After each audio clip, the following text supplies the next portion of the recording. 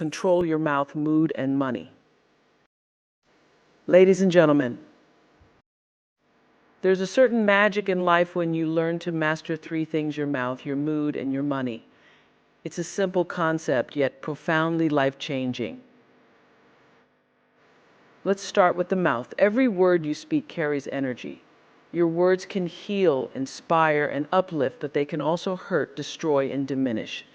The key to mastering your mouth isn't about silence, but about intentional speech.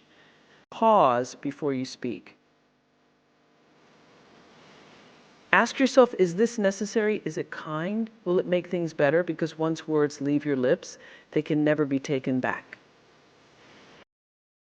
Now let's talk about your mood. Emotions are a part of being human, but they don't have to control you. You have the power to decide how you respond, no matter what life throws your way. Yes, there will be bad days, moments of frustration, and times when you feel like the world is against you. But remember this: your mood dictates your momentum. A calm mind sees clearly, and a positive spirit attracts solutions. And finally, let's talk about money. Oh, money is a subject that's as sensitive as it is essential. Money isn't just a means to an end. It's a reflection of your values, your priorities, and your discipline. That's the power of words. They linger, they take root. So what do we do with that? We get intentional. We stop throwing our words around like they don't matter. Because they do. Every time you open your mouth, you're building something. The question is, are you building up or are you tearing down? And here's the thing about words: they're not just a reflection of your world, they create your world. If you keep saying, I'm tired, you'll stay tired. If you keep saying, I'm unlucky, opportunities will keep passing me by. But if you start saying, I am capable, I am resilient, I am ready, watch how the universe begins to align with those words. Mood dictates momentum. Let me tell you something: your mood is the engine of your life. It's the energy that drives your day, the force that fuels your dreams, and the compass that directs your choices. And here's the truth: if you don't learn to manage your mood will manage you. Now, I know life is unpredictable. Things happen. You wake up with a plan, and before you even pour your first cup of coffee, something throws you off track. Someone says the wrong thing. Something doesn't go your way. And before you know it, you're spiraling, frustrated, distracted, overwhelmed. And when that happens, your momentum stops dead in its tracks. But here's the good news: you are not your mood. Let me say that again: you are not your mood. You might feel angry, but you don't have to act on it. You might feel sad, but you don't have to unpack and live there. You might feel overwhelmed, but you still have the power to take one small step forward. See, your mood doesn't just dictate how you feel, it dictates what you do. When you're in a good mood, you move differently. You're focused, you're open, you're energized. But when you let a bad mood take over, it's like driving with the brakes on. You're working twice as hard, and you're not going anywhere. Let's get real for a moment. How many opportunities have you missed because you were in the wrong mood? How many conversations turned into conflicts because you let anger or impatience take the wheel? How many dreams have you delayed because you let fear whisper in your ear, not today? I'm not saying you shouldn't feel your emotions. Feel them, honor them, let them move through you. But don't let them set up camp in your spirit. Don't let a temporary feeling make a permanent decision for you. Here's the secret: mood management is about choice. It's about deciding who you want to be in any given moment, no matter what's happening around you. You might not be able to control the chaos of the world, but you can always control how you respond to it.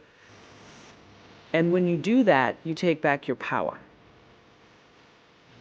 Some people wake up in the morning and let the first thing that happens set their tone for the day.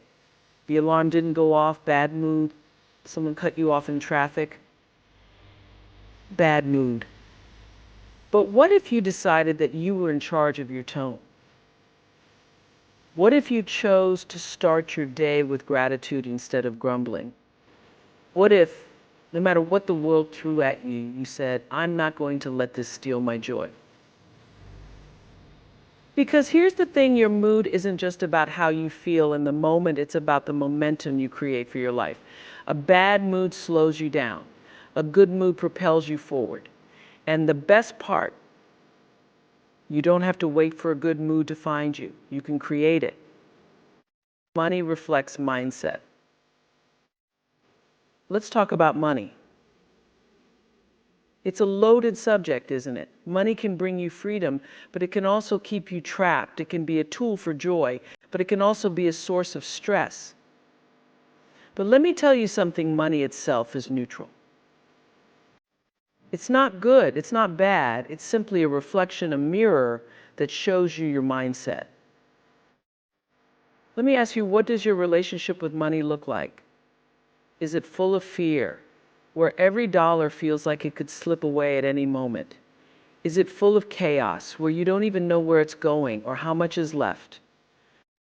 Or is it full of clarity, where every cent has a purpose and every decision brings you closer to your goals? Because here's the truth, your money is talking to you. It's showing you how much you believe in yourself, how disciplined you are, and how clearly you're thinking about the life you want to create. And if you're not happy with what your money is saying, it's not the money you need to change, it's your mindset. Now, let's break this down. Money is not just about numbers, it's about emotions.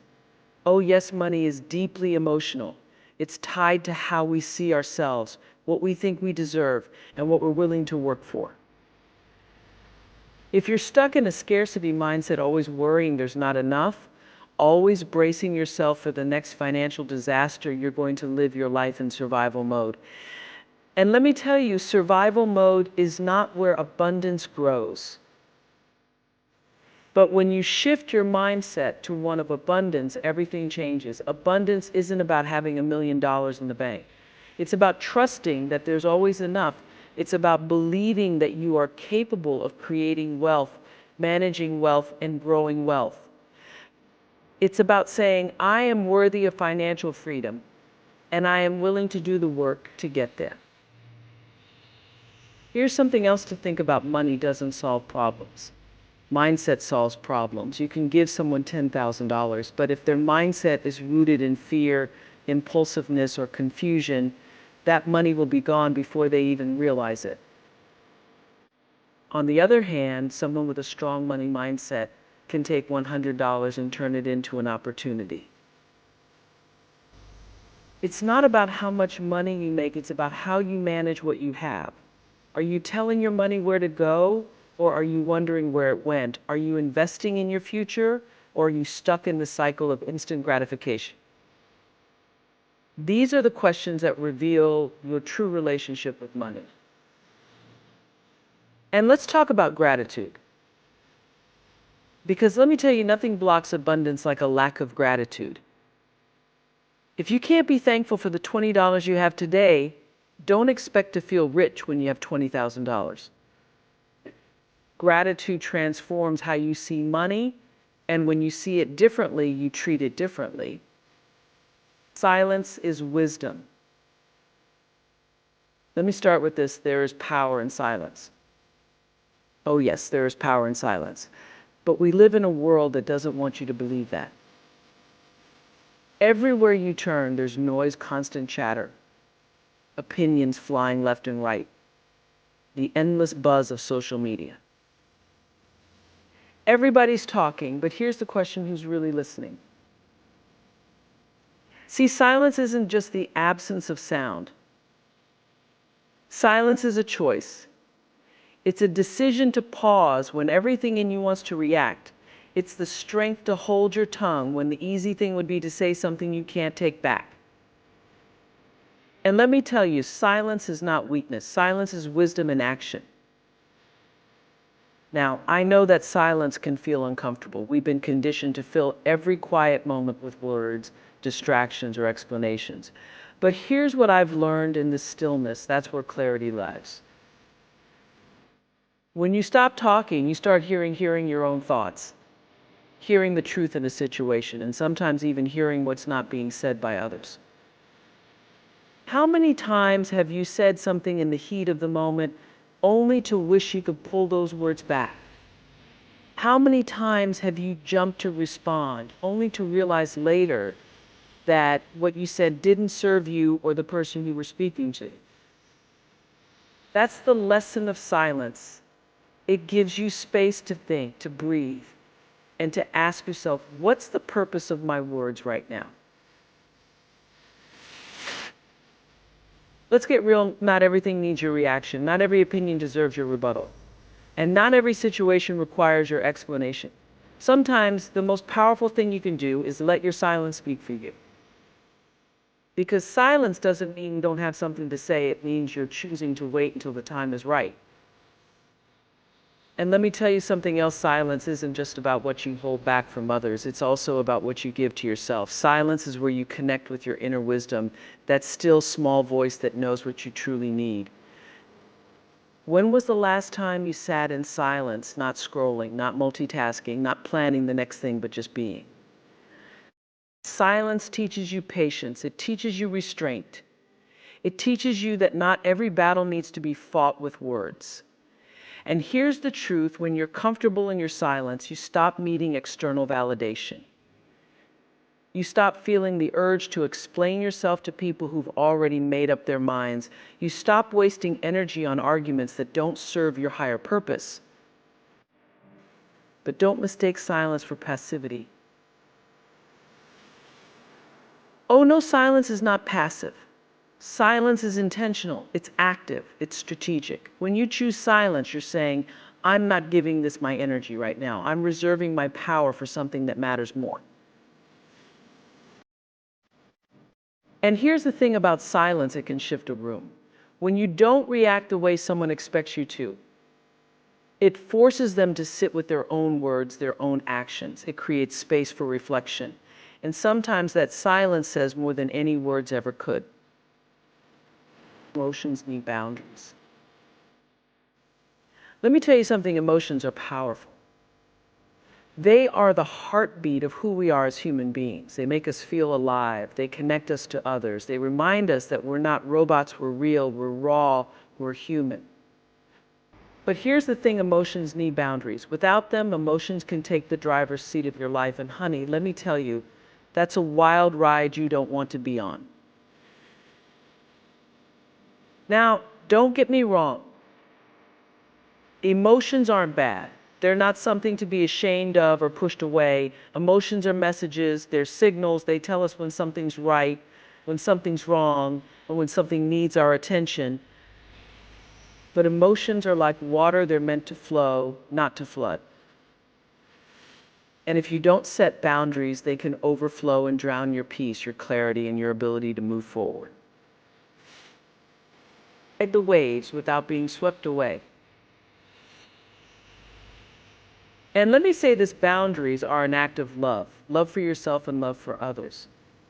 Because when you manage your emotions, you show up as your best self, not just for you, but for the people who need you, the dreams you're chasing, and the life you're building. Wealth requires purpose. Let's get real about wealth. Everybody wants it, but not everybody knows what to do with it. Wealth isn't just about dollars in the bank or the things you own. Wealth is about freedom. It's about security. It's about options. But most importantly, wealth is about purpose. Because let me tell you, without purpose, wealth is just numbers. Here's the truth: money without direction doesn't last. Oh, it might feel good in the moment. You might get the car, the clothes, the trips, the lifestyle.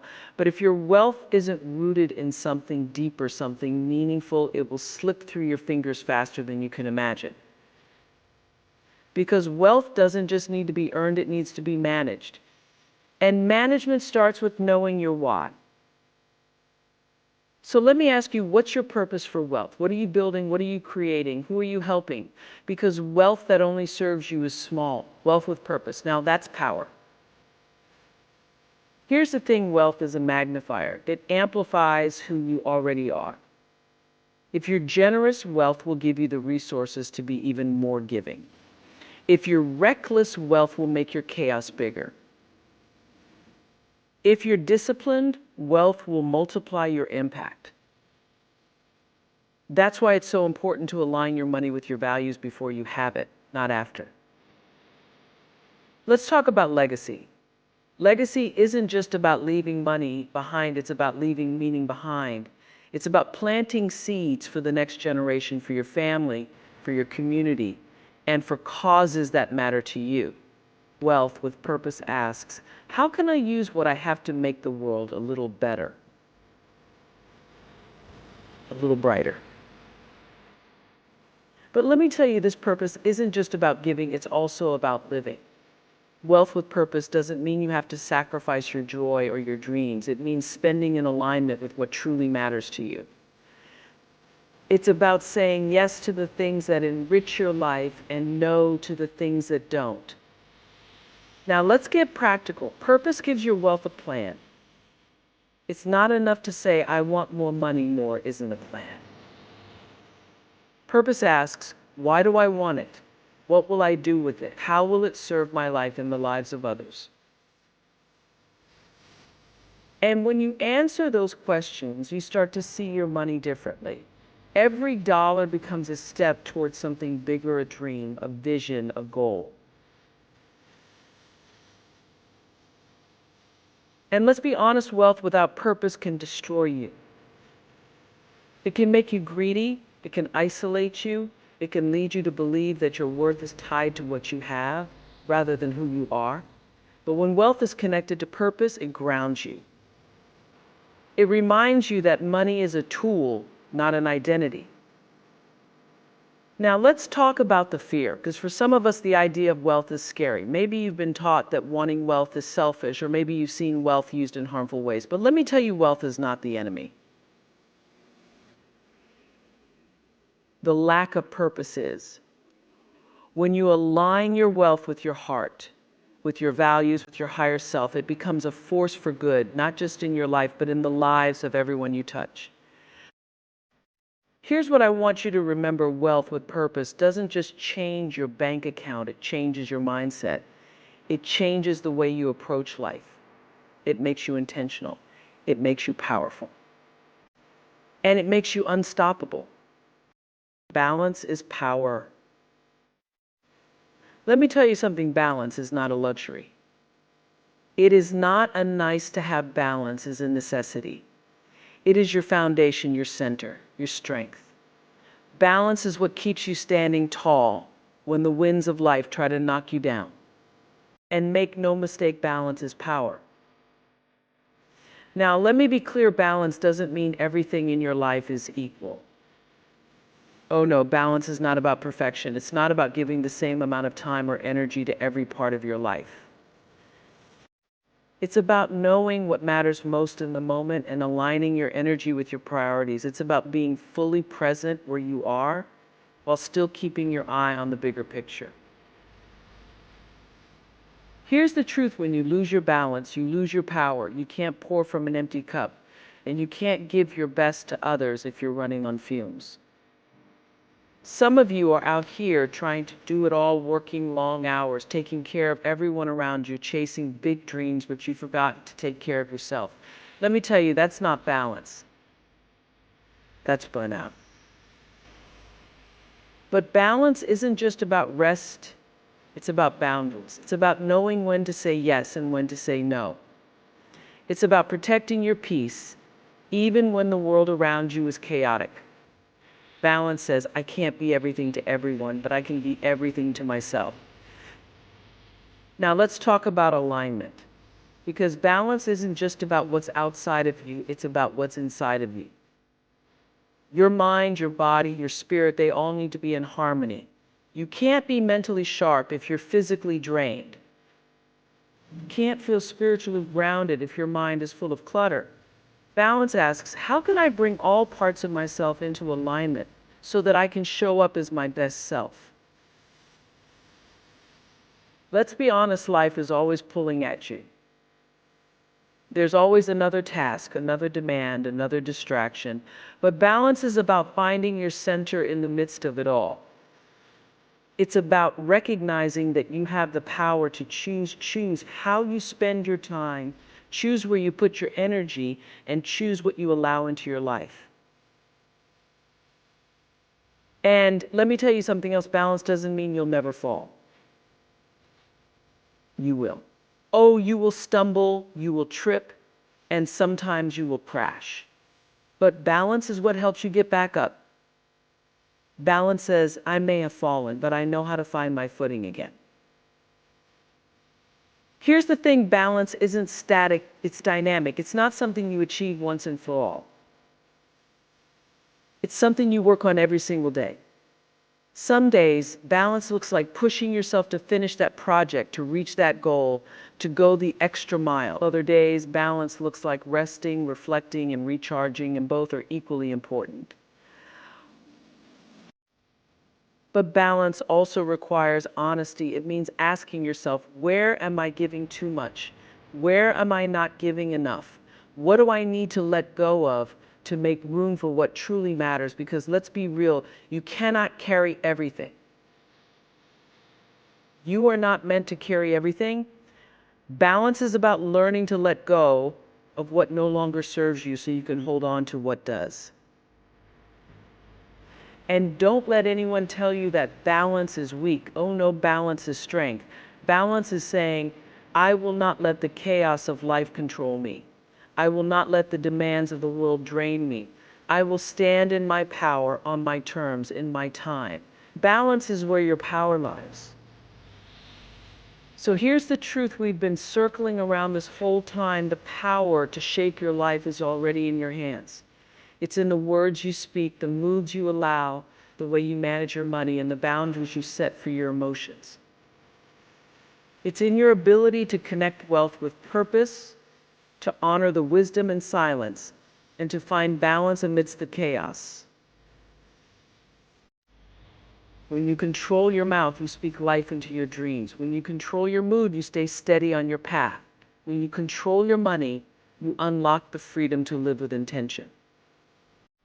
And when you set boundaries for your emotions, you claim the power to rise above the noise and focus on what truly matters. But let me tell you, this isn't about perfection, it's about progress. It's about showing up every day with a commitment to live intentionally, to reflect your highest values in every choice you make. It's about building a life rooted in clarity, wisdom, and purpose. Because at the end of the day, you are the architect of your life. Your words, your mood, your money, your silence, your purpose, your balance, they are your tools. Use them wisely. Shape them carefully. And let them build a life that not only reflects your dreams, but inspires others to do the same. So as you leave here today, I want you to hold this truth close. You have the power to transform your life. It starts with small decisions, small shifts, and small commitments that, over time, create extraordinary change. Step into that power, claim it, and never let it go. Go out into the world and speak with intention, move with purpose, and live with balance. And remember, your best life is waiting, and it begins with the choices you make today. Thank you, and may you walk in your power always.